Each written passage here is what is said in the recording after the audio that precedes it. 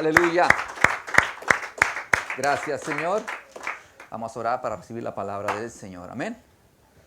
Señor, te damos gracias por este tiempo, Señor, de gratitud, de alabanza a tu nombre, Señor. Recibe, Señor, toda adoración, Señor, del corazón. Porque tú eres digno, Señor. Digno, Señor, de recibir toda alabanza, Señor. Que esta tarde tu palabra, Señor, ministra al corazón de nosotros, tu iglesia.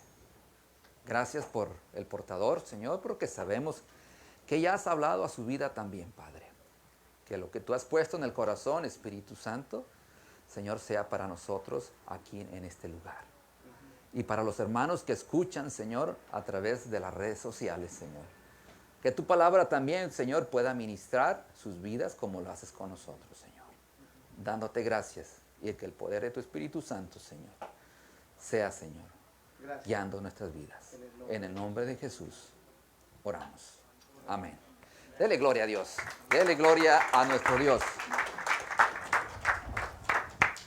Bueno es el Señor. Amén, Bueno amén. es el Señor. Amén, amén. No hay otro como Él. Amén. Amén. Él es digno de suprema alabanza. Aleluya. Su nombre es reconocido. Antes de poner el título, Rosaliano, no lo pongamos todavía. Un momentico, queremos hacer unas preguntitas al corazón, al alma, al espíritu. También de lo que vamos a estar predicando aquí hoy y por algunos cultos más, conforme el Señor nos vaya diciendo, le he pedido también a nuestras hermanas de la escuela dominical que enseñen a los niños los mismos principios, que les enseñen a ellos, así que puede ser hoy o quizás dentro de 8 días que les van a enseñar el mismo tema, porque tiene que ver con nuestras vidas en general y con algo muy en particular. El tema, me gustaría que lo descubriéramos nosotros un poquito. Es un tema delicado porque toca directamente, entra al bolsillo, entra a la cartera, toca la billetera, toca las cuentas corrientes. ¿Cuántos están aquí? ¿De qué iremos a hablar, hermanos? Díganlo, tranquilo. ¿De qué? De ofrendas, de diezmos, de primicias, de pactos. Así que alístese el cinturón bien puesto, ¿sí? Y algo adicional, ya puede poner el título, Rosaliano.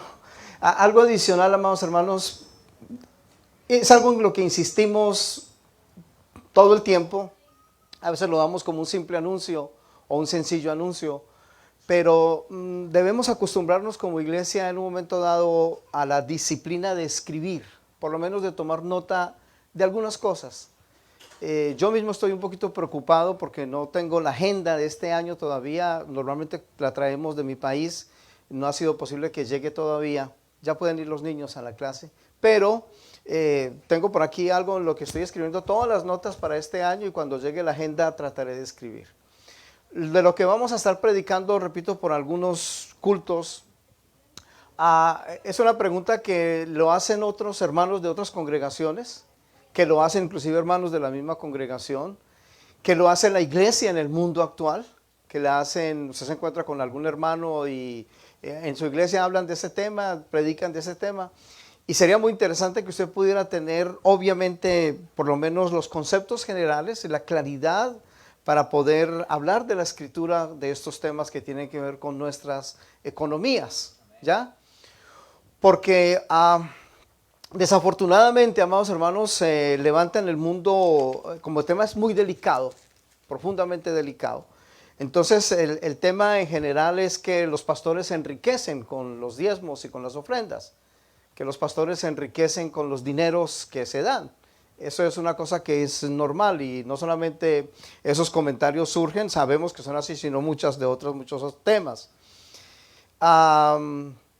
Y sí, es cierto, muchos se han enriquecido y todavía se siguen enriqueciendo manipulando el corazón y la mente de los fieles, de los asistentes a la iglesia, y porque simplemente la congregación o muchas congregaciones solamente dicen amén a todo, sin ir a escudriñar en sus casas y poder reiterar si lo que el pastor o los pastores o maestros están realmente predicando. Bien, o sea, no estamos yendo a las fuentes reales y poder decir esto lo puedo confrontar, esto lo puedo preguntar. Y reitero que desafortunadamente se habla mucho el tema hoy de la teología de la prosperidad, ¿sí? Es un ambiente general donde la teología de la prosperidad es que el Señor nos llamó a todos a ser ricos. Y entonces el que no es rico está bajo una maldición, y si usted no tiene riquezas, entonces la pobreza es una maldición, y ¿qué hacer ahí? Entonces en ese marco de la teología de la prosperidad, lo que se predica entre muchos púlpitos es acerca de o dar para que el Señor le dé. Como si el objetivo principal o uno de los objetivos principales por cuales el Padre envió a su Hijo fue para hacernos ricos. Y el Padre no envió al Salvador a hacernos ricos. El Padre envió al Salvador para perdonarnos de nuestra maldad, para perdonarnos de nuestros pecados y para darnos la vida eterna. ¿Estamos? Él no prometió en ese sentido a nadie. La Escritura no promete explícitamente un texto donde diga que el pueblo de Dios está llamado a ser rico y a tener todo en abundancia en ese sentido. Obviamente hay contextos de todo esto que, repito, los estaremos predicando. Siempre que se habla de dinero, pues eso causa escozor, ¿no? Causa un poquito de piquiña, y se cierran los bolsos y las carteras y los bolsillos y etcétera. Pero, o también, por ejemplo, cuando se habla del tema, dichos como yo manejo el dinero como sea, como quiera, y nadie tiene que decirme cómo hacerlo. Y yo digo amén a eso. Sí, cada uno de nosotros tiene esa libertad en el Señor, porque ningún pastor está llamado a indagar acerca de usted qué trabaja, cuánto gana, qué está invirtiendo, qué está comprando. Ningún pastor tiene por qué estar averiguando la vida económica de ningún fiel. De ninguno. Así que, amados hermanos, en ese sentido, libertad en el Señor. Obviamente, entonces la pregunta es lógica, ¿hay que diezmar? Normalmente cuando se pregunta ¿hay que diezmar? Normalmente la pregunta no es porque quiero dar más, sino porque es que quiero dar menos. Ya empezó el pastor a tirar piedras desde allá. Sí, normalmente ¿hay que diezmar? Entonces la pregunta no es ¿hay que diezmar? Es porque yo tengo más para dar, sino porque ¿cómo puedo bíblicamente dar menos? La salvación no vale nada, aunque costó la sangre de Jesús. Tú y yo nunca podremos comprar la salvación absolutamente con ningún dinero. Jamás. Esta salvación no vale nada. Y como creyentes, no hay ningún dinero que podamos dar para agregarle algo a esta salvación. ¿Cuántos están en Cristo? Pero, diga conmigo, pero, todos tenemos responsabilidad siendo una iglesia local. Que eso es diferente, ¿cierto que sí? Todos tenemos una responsabilidad de pertenecer a una iglesia local, donde el Señor por su gracia ha hablado a su corazón que se congregue, de la cual nosotros somos miembros, y hacemos bien en ayudar al sostenimiento de esa localidad, de esa iglesia, porque ser iglesia implica pues inversiones o gastos en un momento determinado. ¿Ya? Yo repito, insisto con lo desde el principio, el tema es delicado, pero no por eso dejaremos de predicarlo, no por eso dejaremos de hablarlo. Quiero invitarles también a que continúen con la serie, porque estaremos hablando de diezmos. Ahora sí, ya, no sé si ya el título lo pusimos. Estaremos hablando, el título general es las ofrendas en la Biblia, pero estaremos hablando bajo subtítulos como diezmos, primicias, pactos, y algunas otras como teología de la prosperidad, por ejemplo, algunos otros subtítulos allí, pero el principal es las ofrendas en la Biblia.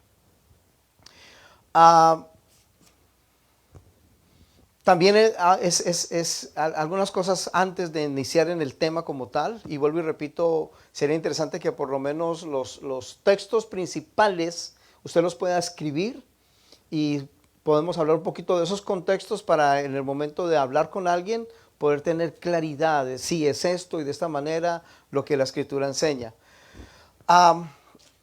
Esto es importante que usted el martes, que si no por A o B razón no puede venir, vamos a seguir predicando en esta línea y entonces va a estar la enseñanza en el Facebook o en el WhatsApp, en el Facebook o en el YouTube y usted puede seguir la enseñanza allí. La idea es que aunque no se congregue físicamente aquí, sí puede usted saber de qué se sigue, qué línea se está predicando y usted puede verlo a través de las redes sociales. El tema es delicado, amados hermanos, porque surgen frases que pueden ser fuertes. En medio de esto pueden ser frases en un momento dado que alguien pudiese estar pensando, me está diciendo a mí, me lo está hablando a mí. Y le hemos pedido siempre a quien usa el púlpito para predicar la palabra, incluyéndome, que nunca usemos indirectas desde el púlpito contra nadie. Jamás debe un predicador usar la palabra del Señor o usar el púlpito del Señor para traerle una palabrita a alguien ahí camuflada dentro de un sermón. No, por eso esto lo predicamos abiertamente y con mucha honestidad delante del Señor. ¿Cuántos están aquí? ¿Ya? Así que si de pronto usted siente un latigazo, siente un varazo, diga simplemente en su corazón, diga, así aunque sea con dolor, diga amén. Pero bueno, dijo amén. ¿Sí me hago entender? Amado hermano, y si usted dice es para mí, no se agache, no, porque le pegaría al otro, no, es para usted. ¿Sí? Entonces, amados hermanos, al Señor, en ese contexto, repito que estaremos hablando, entro en esos puntos que tienen que ver nuestra introducción, los temas que son delicados, o los principios delicados, o las cosas delicadas, es que si bien al Señor no se le traen diezmos, pero tampoco se le traen limosnas. Ni la iglesia es limosnera, ni el Señor mucho menos. Ese fue un principio del pasado, quizás de nuestra religión pasada o de la tradición pasada donde se decían las limosnas, ¿no? Pues amados hermanos, ni la iglesia del Señor, ni el Señor como tal estamos trabajando o obramos en la administración bajo los principios de las limosnas. También es importante, amados hermanos, decir que la iglesia del Señor no es un negocio personal. La iglesia del Señor no es un negocio personal, tampoco es un negocio familiar. Aquí no se dejan herencias como ministros, dejando herencias a los hijos, cuando no sabemos si los hijos o las hijas realmente han sido llamadas por el Señor a ser ministros del Señor. Por eso la iglesia del Señor no es un negocio ni personal ni familiar. Tampoco es una asociación con ánimo de lucro donde ayuda. ¿Cuántos están en Cristo?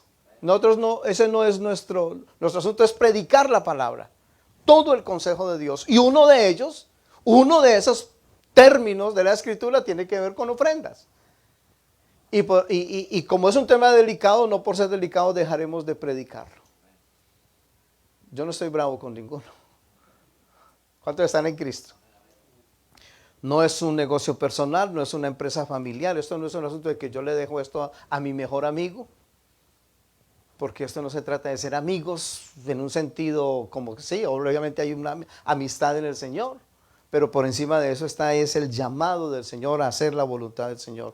No es una empresa familiar. Si bien es cierto que no somos una sociedad en ese sentido de producción, pero sí la iglesia como tal da al César lo que es del César. ¿Me hago entender, amados hermanos? La iglesia sí da al César lo que es del César. Es decir, la iglesia debe someterse a lo que dice la forma como el gobierno trabaja. Pues estamos aquí, entonces ya que estamos aquí, debemos someternos a las autoridades que dice la Escritura por el Señor han sido establecidas. Entonces la iglesia debe dar cuentas ante el Estado. Y si somos una organización no profit, o sea, no es una organización de lucro, pero en las iglesias entra mucho dinero. Sabemos, amados hermanos, de iglesias donde entran muchísimo dinero. Y parece que no dan cuentas absolutamente nada de esto. Pues, amados hermanos, hemos procurado delante del Señor tener un balance mensual, poderles mostrar algo en ese sentido, y siempre seguimos diciendo, si alguien tiene una pregunta o algo adicional, siéntase en plena libertad. Si, vuelvo y repito, esto ni es ni familiar, ni personal, ni empresarial, ni de sociedades, ni de inversionistas, ni de empresarios, ni de nada por el estilo, pero tenemos una responsabilidad de administrar lo que el Señor ha puesto delante de nosotros. Sí debemos administrar sabiamente lo que recibimos del Señor y lo que damos para el Señor. Eso sí, tenemos que ser sabios en administrar. La palabra economía es oikonomos, que tiene que ver con administrar. Oikonomos, la administración, que ya en su momento entraremos en detalles. Muy bien. Entonces es una manera de empezar como a aclarar controversias que se nos plantean continuamente. Vuelvo e insisto en algo que dije al principio. Creo que algún compañero suyo de trabajo, cristiano o no cristiano, le ha dicho a usted, cuando usted dice que va a la iglesia, si es cristiano, es posible que hayan hablado del tema con bien, habrán hablado del tema como tal, pero si es un no cristiano, que usted le dice que va a la iglesia, ¿qué es lo primero que le va a decir ese no cristiano? ¿Qué es lo primero que le va a decir? Claro, allá le roban sus diezmos. Allá lo que hay es una partida de ladrones. Eso es una cosa que es natural, que el mundo lo diga. Lo antinatural sería que el mundo dijera, oiga, sí, qué bueno ser de la iglesia y llevarle las ofrendas al Señor. Eso sería un disparate para ellos. ¿Me hago entender? Entonces, amados hermanos, vamos a entrar a predicar sobre las ofrendas en la Biblia bajo esos 3 preguntas iniciales. Y vamos a entrar inicialmente en el punto que tiene que ver con los diezmos. ¿Ya? Hablaremos de los diezmos, hasta donde Dios lo permita hoy. Hablaremos de las primicias en su momento. Hablaremos de los pactos, ¿sí? Si es que existen como tal en la Escritura. Y la generalidad de la Escritura con respecto a las ofrendas. Bien, solamente hay en el Pentateuco, y aquí es donde usted puede tomar nota de lo siguiente, en el Pentateuco, es decir, en la ley, en los primeros 5 libros de la Biblia, solamente hay 2 escenas claras en el Pentateuco, 2 momentos históricos donde se menciona el diezmo. Y vamos a mirarlos los 2 y vamos a extraer de estos 2 textos tanto el texto como el contexto, que es lo que está diciendo. El primero está entonces en el libro de Génesis, capítulo número 14. Génesis número 14. Y el segundo, si le gusta escribir de una vez, está en el mismo Génesis, pero en el capítulo 28. Esos son los 2 textos principales donde se habla de diezmo en el Antiguo Testamento. Inclusive antes de que la ley lo estableciera. Antes de que la ley lo estableciera, pero está dentro del Pentateuco. Hay un pasaje muy citado, muy conocido, que es en Malaquías. Ese es un tercer pasaje, ¿sí? Donde la pregunta es, ¿robará el hombre a Dios? Y entonces viene la respuesta del Señor, vosotros la nación toda me habéis robado porque habéis robado en vuestros diezmos y en vuestras ofrendas. Ese es un tercer pasaje que el Señor en su momento nos permitirá mirar el contexto, qué es lo que significa realmente el llamado que el Señor está haciendo allí en el libro de Malaquías. Entonces comencemos. Antiguo Testamento, primer pasaje, libro de Génesis, capítulo 14. Les voy a contar un poquito la historia, y luego comenzamos a hacer la lectura, porque no nos da tiempo de leer todo el capítulo completo. Son 4 reyes que se van a pelear contra 5. Se ve involucrado un sobrino de Abraham en esas guerras, porque hay unos reyes que están cansados de la opresión de los demás y se van a una guerra de 4 contra 5 reyes. Esto está en el capítulo 14, en el versículo 9 al final, si este está conmigo, 14:9 al final dice 4 reyes contra 5. Sí, era una guerra, 4 reyes contra 5. Y dice, verso 10, y el valle de Sidín estaba lleno de pozos de asfalto, y cuando huyeron el rey de Sodoma y el de Gomorra, Algunos cayeron allí y los demás huyeron al monte. Y tomaron toda, oigan con esto, toda la riqueza de Sodoma y de Gomorra y todas sus provincias y se fueron. Tomaron también a Lot, hijo del hermano de Abraham, que moraba en Sodoma, y sus bienes y se fueron. Y vino uno de los que escaparon y lo anunció a Abraham el hebreo, que habitaba en el encinar de Mamre el amorreo, hermano de Escol y el hermano de Aner, los cuales eran aliados de Abraham. Oyó Abraham que su pariente estaba prisionero y armó sus criados, los nacidos en su casa, 318, y los siguió hasta Dan. Y cayó sobre ellos de noche, él y sus siervos, y les atacó, y les fue siguiendo hasta Oba, al norte de Damasco. Y ojo con esto, y recobró todos los bienes, y también a Lot, su pariente, y sus bienes, y las mujeres, y demás gente. Estamos claros aquí con la escena, ¿cierto que sí? La escena entonces de guerra, 5 contra 4, pero específicamente el relato va a Lot, el sobrino de Abraham, y entonces cuando Abraham va y dicen, su sobrino ha sido tomado preso junto con las posesiones de él, todo lo que era de él, se lo han llevado. Lot habitaba en Sodoma y dice que los bienes se les llevaron todo exactamente a su sobrino, lo dejaron sin nada, y Abraham dijo, yo voy a ir a rescatar a mi sobrino.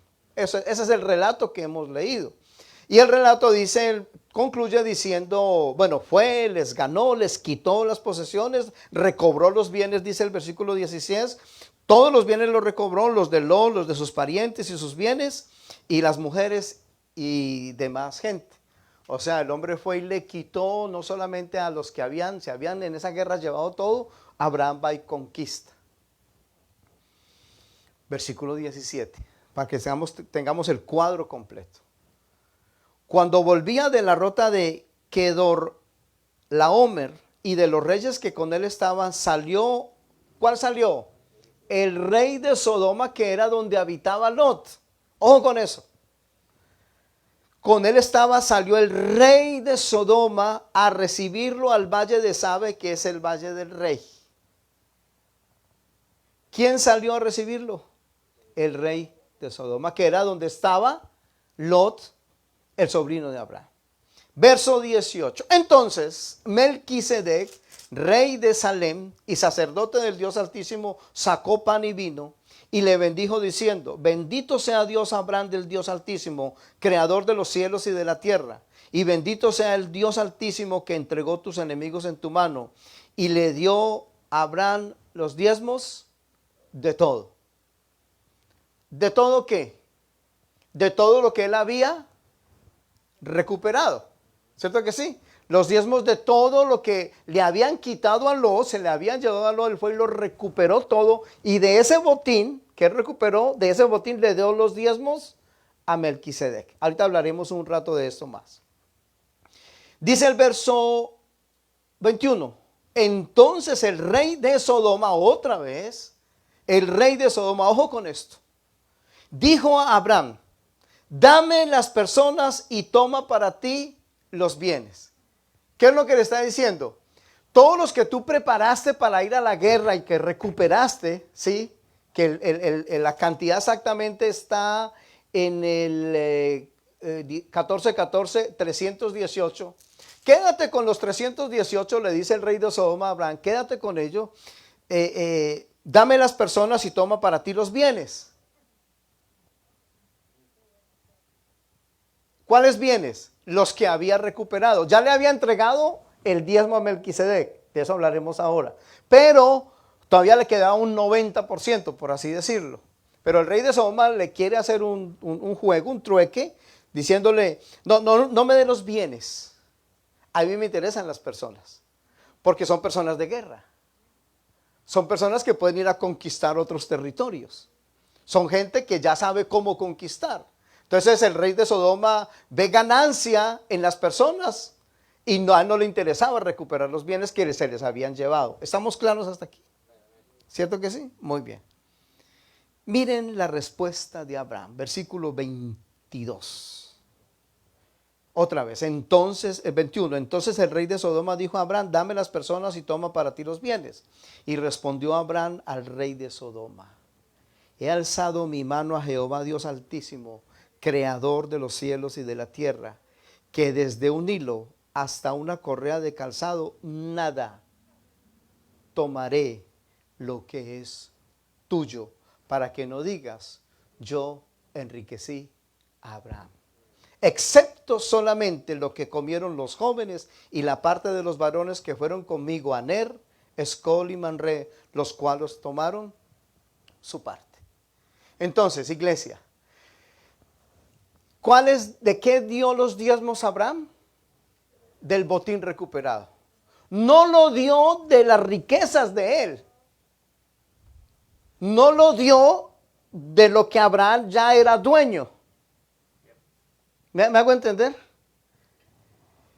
Y si usted está conmigo, amados hermanos, dice la escritura en Génesis 13:2, o sea, antes de este relato, miren lo que se dice de Abraham, antes de este relato, Génesis 13:2, y Abraham era ¿qué? Riquísimo en ganado, en plata y en oro. O sea, un principio aquí, amados hermanos, es que no se puede decir que se dan diezmos para que el Señor te prospere, basado en esta historia de Melquisedec y de Abraham y de que él fue y dio los diezmos. Porque Abraham ya era rico antes de dar el diezmo. Y no dio el diezmo de su riqueza, no dio el diezmo de sus ganados, no dio el diezmo de sus cereales o de la tierra, sino que dio el diezmo del botín. ¿A quién se lo dio? A Melquisedec. El otro 90%, el rey de Sodoma le dice, hagamos un juego. Yo me quedo con las personas y tú quédate con el 90%. Y le dice, no. Yo no me voy a quedar con nada porque luego van a decir que yo me enriquecí, que ustedes me enriquecieron a mí. Entonces, ¿qué fue lo que pasó? Que Abraham le dejó todo el 90%. Abraham le dejó todo a quien le correspondía. ¿De quién era? ¿Quién era? Del rey de Sodoma. Y Abraham siguió su curso. ¿Cuál es el asunto aquí, amados hermanos? Que se usa este pasaje para decir que antes de que viniera la ley, ya aquí en la gracia Abraham está colocando el principio. Amados hermanos, Abraham lo que hace es corresponder reconociendo, ojo con esto, y escríbalo en grande. Lo más importante de este relato no es el diezmo de Abraham, que es lo que los falsos predicadores de la teología de la prosperidad enseñan. Que Abraham puso el principio de diezmar, repito, él no lo diezmó de su riqueza, él no lo diezmó de su trabajo, él no lo diezmó de su trabajo semanal, de su cheque semanal, sino del botín que recuperó, que no era tampoco de él. Tampoco, la prueba que nos da es que le da el 10% a Melquisedec y el 90% al rey de Sodoma. Es más, quizás un poco menos del 90% porque Abraham le dice, usted lo leyó juntamente conmigo, que también lo que comieron los jóvenes y la parte de los varones que fueron conmigo se los voy a dar. O sea, quizás un poco menos del 90% porque repartió entre algunos que le ayudaron. ¿Me hago entender, amados hermanos? Entonces, cuando a usted le digan que Abraham puso los diezmos y fue el primero en dar los diezmos, recuerde, amado hermano, que no fue de una ganancia de su trabajo. No fue del cheque semanal, porque ese no es el principio que está aquí. Lo más importante que se quiere resaltar es el corazón de Abraham respecto a dar, pero lo más importante es quién es Melquisedec. Y ahí es donde está, vaya conmigo ahora al libro de los Hebreos, Nuevo Testamento, donde se explica, amados hermanos, en Hebreos capítulo 7, donde se explica, el escritor de Hebreos está trayendo a memoria de quienes está escribiendo lo que sucedió, que lo más importante no era tanto el diezmo, sino Melquisedec. Lo más importante, El relato está en Hebreos capítulo 7. Si usted está conmigo. Hablando de Jesús que entró a los cielos, dice el 6:20, donde Jesús entró por nosotros como precursor, 6:20 de Hebreos. Hecho sumo sacerdote para siempre según el orden de Melquisedec.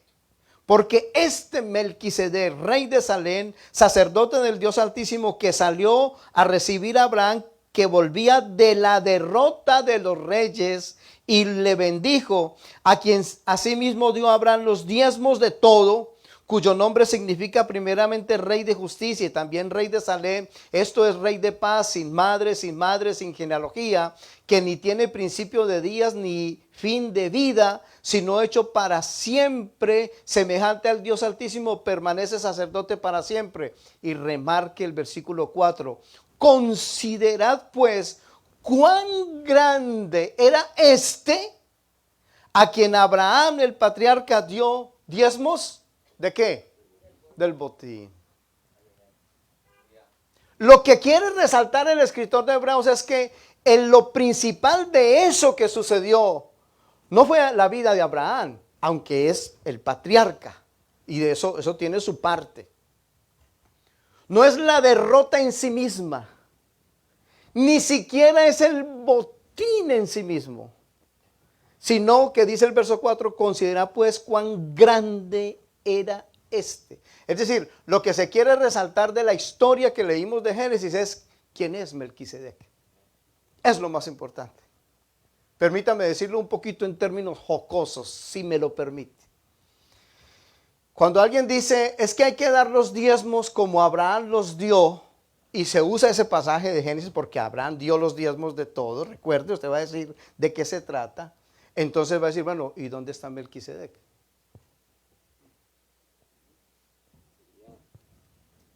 ¿Dónde está Melquisedec para yo entregárselos? ¿Cuántos están aquí?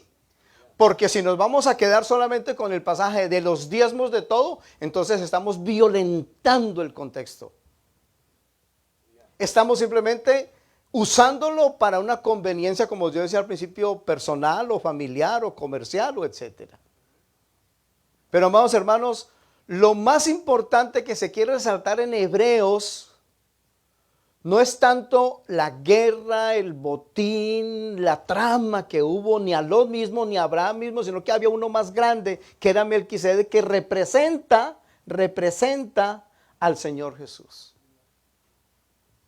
Lo más importante, lo dice el versículo 4, considera cuán grande era este. Entonces, amados hermanos, ese pasaje de Génesis 14, simplemente citando que Abraham los dio los diezmos de todo, póngalos ya en entredicho, con toda libertad en el Señor.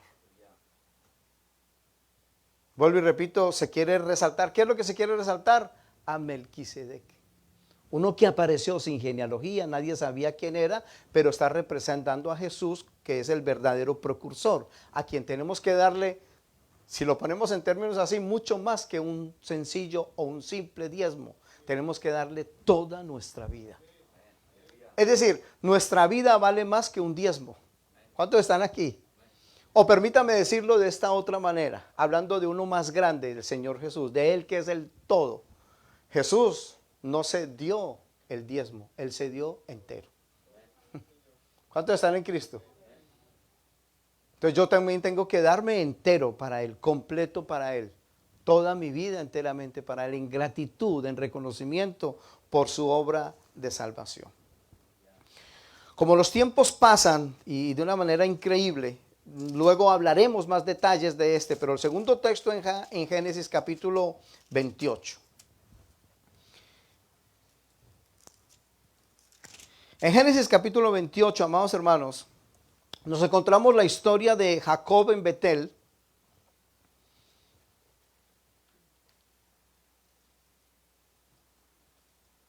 Jacob ha tramado y ha enredado la vida de la familia.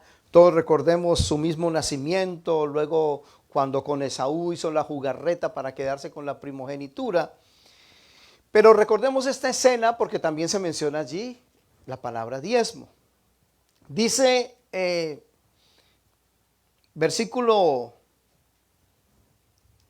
28, capítulo 28, bueno, Jacob es enviado, él tiene un sueño y dice en el 28:12, y soñó. El hombre se fue, se acostó en un lugar, puso una piedra de cabecera y se acostó. Y dice el 28:12, y soñó.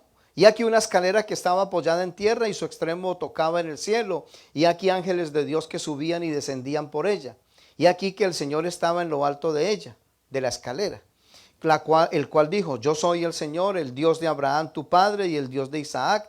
La tierra en que estás acostado te la daré a ti y a tu descendencia. Será tu descendencia como el polvo de la tierra y tú extenderás al occidente, al oriente, al norte y al sur. Y todas las familias de la tierra serán benditas en ti y en tu simiente.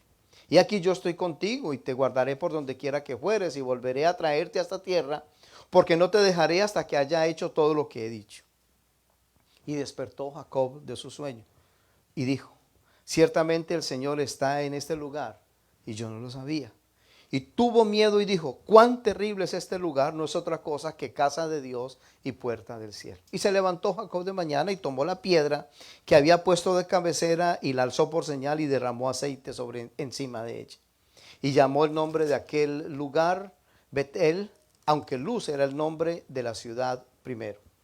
E hizo Jacob voto diciendo, si fuere Dios conmigo, y me guardare en este viaje que voy, y me diere pan para comer y vestido para vestir, y si volviere en paz a casa de mi padre, Jehová será mi Dios. Y esta piedra que he puesto por señal será casa de Dios, y todo lo que me dieres, ¿qué? El diezmo, apartaré para ti. Amados hermanos, no hay un relato hacia adelante donde diga que Jacob hizo esto. No hay un relato más adelante donde diga que Jacob dio el diezmo. No lo hay. Si lo encuentra, por favor me hace saber. No hay. La otra cosa que usted y yo quiero que notemos, amados hermanos, es que la oración que hace Jacob para finalizar diciendo, y el diezmo apartaré para ti, es una oración condicional. Pregunto, amados hermanos, ¿qué quiere decir que algo es condicional? Es que si se hace una cosa, se hace la otra. Si tú haces esto, entonces la condición es esta, ¿cierto que sí? Condicional es, está sujeta a dos voluntades. La oración de Jacob es una oración condicional. Dice, si Dios está conmigo, si Él me ayuda, si Él me da, si Él me bendice, esta piedra será si Él lo hace. Como quien dice, si Él lo hace, entonces yo le doy el diezmo. Si no lo hace, entonces yo no le doy el diezmo. Eso es una oración.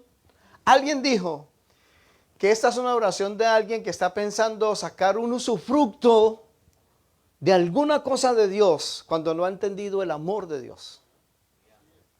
Y amados hermanos, Jacob, cuando uno mira la historia de Jacob, que luego llegó a ser Israel, amados hermanos, Jacob no fue exactamente reconocido por ser el gran patriarca. No, el mismo nombre Jacob significa dos cosas. El mismo nombre Jacob significa engañador o suplantador.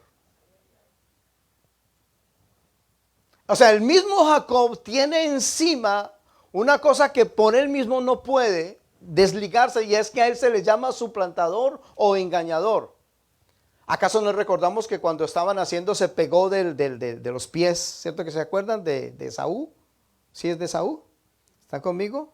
Y amados hermanos, luego cuando viene el momento de la primogenitura, ¿qué fue lo que hizo Jacob? Engañó al hermano con la ayuda de la mamá. Mamás, madres que están aquí, ¿sí? Una mamá mala influenciadora sobre Jacob le dijo, la escritura dice que Rebeca amaba a Jacob y planeó que la primogenitura se quedara en Jacob y no en el otro, a quien sí le correspondía. Y la mamá con Jacob hicieron la trampa. Y fueron donde Isaac y le dijeron, bendice a este que ha preparado un potaje. ¿Se acuerdan la historia del potaje? Sí, al hombre le gustaban ciertos potajes, cierta comida.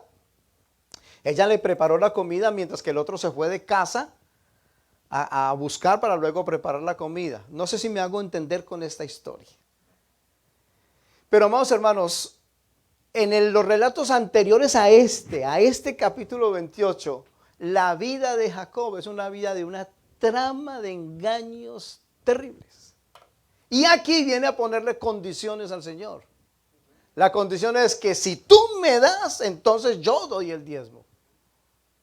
Y no hay registro de que se haya dado ese diezmo, porque él siguió siendo engañador. Sabemos lo que el Señor hizo en él, la forma como el Señor transformó el corazón de este hombre. Sin embargo, no hay un relato de que él haya cumplido esa promesa. Pero saben, amados hermanos, todo está en el plan de Dios.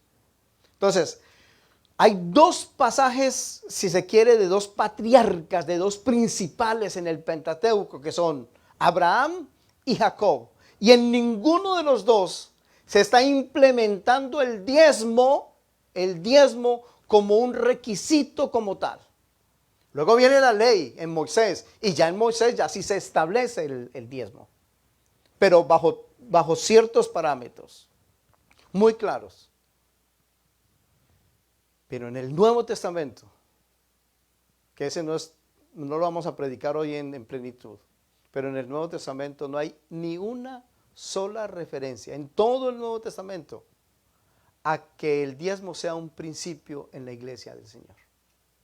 Solamente se menciona el diezmo en el Nuevo Testamento en 3 veces, solamente en 3 veces. Y nada tiene que ver como principio para la iglesia naciente, o para los discípulos del Señor o los apóstoles del Señor. No. Se menciona el diezmo en el Nuevo Testamento y hablaremos luego cuando el Señor recrimina a los fariseos que diezmaban, pero se olvidaban de la justicia y del amor y de la misericordia. ¿Y qué era lo más importante? ¿Diezmar o hacer justicia y misericordia? La segunda vez que lo menciona, amados hermanos, es en la oración del fariseo y el publicano. Y en esa segunda mención, dice, amados, que el fariseo oraba consigo mismo y decía, doy diezmos de todo. Como quien dice, hay que leer que la escritura lo que quiere resaltar es el hombre que se quiere autoproclamar. Y el tercer diezmo que se menciona en el Nuevo Testamento es el que leímos de Hebreos 7. Esos son los únicos 3 pasajes donde la palabra diezmo está. La recriminación a los fariseos, que cumplían con la rigurosidad del diezmo, pero se olvidaban de la justicia, del amor y de la misericordia. En la oración del fariseo, que oró diciendo, yo doy diezmos de todo y no soy como este otro. Lo está recriminando. Y la tercera vez que lo menciona es en el libro de Hebreos, que ya hicimos referencia a él. Entonces, ni Jesús lo instituyó, ni Jesús lo continuó, el sistema del diezmo. De eso hablaremos en la ley, ya cuando después de que viene Moisés. Ni siquiera lo enseñó el Señor a sus apóstoles, ni Pablo lo recibió, ni Pablo lo instruyó a la iglesia naciente entre los gentiles, ni siquiera Pedro a los judíos en la iglesia naciente. Mucho menos en las cartas de Pablo, de Juan, de Pedro y mucho menos en el Apocalipsis. O sea, no encontramos una referencia explícita a que a la iglesia del Señor, a la iglesia, a los cristianos, a los hijos de Dios, se les hable de diezmar. Alguien dirá, uy, qué bendición. Alguien dirá, ay, qué bendición, qué descanso. Pues, amados hermanos, quienes hemos nacido por la gracia del Señor de nuevo, quienes tenemos por su misericordia, por su bondad, que Él haya venido a nuestro encuentro a salvarnos, nosotros al Señor le debemos nuestra vida. ¿Cuántos están aquí? Le debemos nuestra vida, que es mucho más que dar un diezmo y que dar una ofrenda. Usted en la ofrenda está diciendo por medio de la ofrenda cuánto valora la salvación que el Señor le dio. Por medio de su ofrenda usted está diciendo cuánto valora usted Repito, no comprando esta salvación, ni comprando al Salvador, pero es una manera de decir, Señor, tú me salvaste del pecado, de la condenación. ¿Cómo no dar para tu obra? ¿Cómo no dar para tu casa? ¿Cómo no dar de aquello que tú me das permanentemente? Pero lo damos como ofrenda. Lo damos para el Señor y no para los hombres. ¿Cuántos están en Cristo? ¿Me permiten volver a entrar en introducción? Yo sé que el tema es delicado. Yo sé que hay pocos amenes. Yo sé que por las mascarillas no lo podemos decir a fuerte y alta voz. Pero amados hermanos, no podemos dejar que siga una manipulación de tanta gente afuera que pretende hacer de la iglesia un vividero. Que pretenden hacer de la iglesia del Señor una fortuna para ellos, donde no le dan cuentas a nadie. Y si se llega a preguntar de ese tema, eso es casi que es para tirar al infierno el que pregunte por eso. ¿Cuántos están en Cristo, amados hermanos? Entonces, los dos pasajes que hemos considerado, muy rápidamente, el de Abraham y el de Jacob. Es el contexto, amados hermanos. El de primero, el de Abraham, él ya era rico antes de dar el diezmo. Y no dio el diezmo de su trabajo, dio el diezmo del botín. ¿Estamos? Él ya era riquísimo, dice la Escritura. Abraham ya era riquísimo. Jacob, sí, él menciona, daré el diezmo, pero sí me das. Condicionado, como siempre él, si uno lo mira en los pasajes anteriores, uno encuentra ese es el corazón de Jacob, un engañador, un estafador. Un predicador lo dijo, un pillo. Pero amados hermanos, en todo hay un plan del Señor. En todo hay algo que el Señor nos quiere ofrecer. Por eso, amados hermanos, en la iglesia del Señor es mucho más con todas las fuerzas de nuestro ser. Alguien dijo que el dinero es nuestra vida hecha ofrenda. Es la forma como expresamos esta gratitud al Señor. Los diezmos o el dinero no compran absolutamente nada. No compran absolutamente nada. Me permiten volver al de Melquisedec. Cuando Melquisedec recibió los diezmos del botín, ¿qué entregó Melquisedec? Pan y vino. Entonces, si alguien dice, deme el diezmo, digo, deme el pan y vino. Porque ahí hubo un cambio, ¿cierto que sí? Él dio pan y vino y entonces el otro le dio los diezmos. Y eso es Melquisedec. Luego, amados hermanos, vamos a encontrar que el Señor usa esas situaciones para poner en Moisés la ley, pero la ley como diezmo para el sostenimiento de, uno, la ley del diezmo, la ley, ya no los pasajes de Abraham ni de Jacob, sino la ley del diezmo, para tres cosas muy específicas, escúcheme, para el sostenimiento de los levitas, para el sostenimiento del templo y para el sostenimiento de los pobres. Tres cosas muy específicas. Los levitas, porque estaban dedicados al santuario, no trabajaban, se habían dedicado a la obra de Dios, entonces los demás le daban la provisión a ellos, a los levitas. Número dos, al templo, todo lo que connotaba estar en el templo, en nuestro caso las sillas y todas las cosas, aunque estamos aquí hasta que el Señor lo permita en estas condiciones, ya lo sabemos. Y la tercer diezmo en el Antiguo Testamento era a los pobres. ¿Sabe cuánto eso era anualmente? 23%. No era 10%. Esas tres diezmos eran 23% anuales. Era mucho más que el 10%. Representaban el 23% anualmente. Usted los puede buscar luego en detalle. Amados hermanos, algunos se quedan ¿se acuerdan la escalera de Jacob? Algunos se quedan hablando de esa escalera, qué tan larga había, cuántos pasos tenía. No, lo más importante no es la escalera. Lo más importante, amados hermanos, y con esto estamos concluyendo. Dice la Escritura, si usted está conmigo, yo encuentro el texto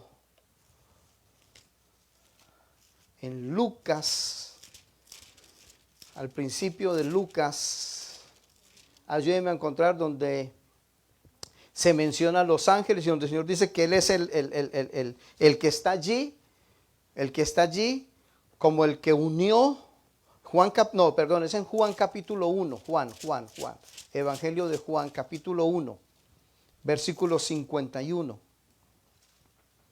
¿Está conmigo? Juan 1:51, y le dijo, de cierto os digo que de aquí adelante veréis el cielo abierto y a los ángeles de Dios que suben y descienden sobre el Hijo del Hombre. Lo más importante no era la escalera, los ángeles que subían y bajaban cuando Jacob vio el sueño, lo que podía representar la escalera, sino lo que Jesús dice de sí mismo, que Él es el puente entre el cielo y la tierra. Eso es lo más importante no es que Jacob dijo, daré el diezmo si me bendice, sino que el puente entre Dios y la tierra, entre el cielo y la tierra es Él. Él es el puente. Es lo principal. ¿Cuántos de nosotros podemos decir, Señor, te damos gracias por habernos dado tu salvación? Estamos de pie, amados hermanos. ¿Cuántos de nosotros podemos decir, gracias, Señor, por darnos tu palabra? Si el Señor lo permite, vuelvo y repito, a partir del próximo martes seguimos con la serie, les invito a tenerla, a verla. Estaremos hablando de Malaquías capítulo 3 y del famoso alfolí. Ay. Lo que significaba traer los diezmos al alfolí. Porque no es traer los diezmos al alfolí, ni siquiera es traer los diezmos al templo. Porque el alfolí, yo no sé si podemos poner la imagen, el alfolí en el Antiguo Testamento no era la canasta de la ofrenda, no, era un granero. Porque al alfolí se llevaba era el grano, los cereales, la sal. Es más, alfolí es literalmente el lugar de la sal. Significa el lugar de la sal, pero era donde se almacenaba toda la provisión para los levitas. El alfolí no es una canasta. No. El alfolí es el alfolí y tuvo su momento, amados hermanos. Que el Señor nos ayude en su gracia y en su bondad para seguir haciendo la obra a la que Él nos ha llamado. Estemos de pie, amados hermanos, y oremos. Padre, gracias por tu bondad, por tu palabra, por traerla hoy a nuestro corazón y por las riquezas de ella para nuestra vida. Gracias porque nuestra mayor riqueza es tu presencia entre nosotros. Y gracias, Espíritu Santo, por seguir haciendo una obra poderosa, majestuosa, gloriosa en nuestros corazones. Delante de ti, tu palabra, nuestros corazones, nuestras vidas. Y gracias, Señor, por seguir prosperando en cada corazón, en su alma, en su espíritu y en su corazón. Nos encomendamos pues en tus manos y gracias por esta maravillosa oportunidad. Oramos, Padre, en el poderoso nombre de Jesús. Amén. Amén. Un aplauso.